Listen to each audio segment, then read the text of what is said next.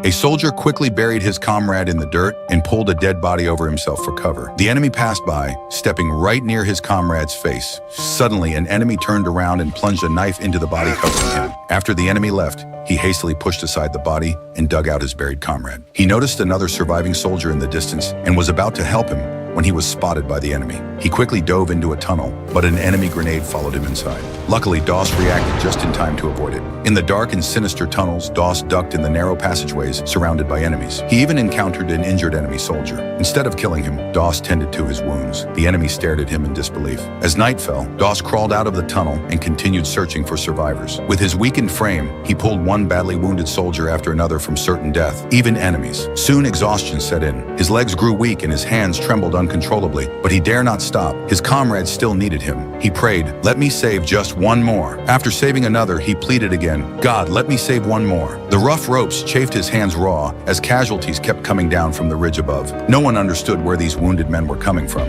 They only knew there was a lunatic up on the hillside saving lives nonstop. The captain watched in disbelief and asked who this lunatic was. The answer he received, Doss, the same inexperienced private he had mocked earlier. By dawn, Doss found his wounded drill sergeant, while enemy troops continued to sweep the area. He grabbed the man's weapon, which the sergeant thought was for target practice. But instead, Doss wrapped it in a cloth and motioned for him to climb on. The sergeant provided cover fire as they reached the cliff's edge. Doss lowered him first, but the sergeant immediately shouted back up to the captain. Doss was still under fire. In an instant, Doss appeared again, with another wounded man slung over his shoulder. Enemy troops tried to pursue, but were quickly repelled by friendly forces. Doss had made it out alive. When he was finally rescued, because of his intense concentration, he's still immersed in the battlefield.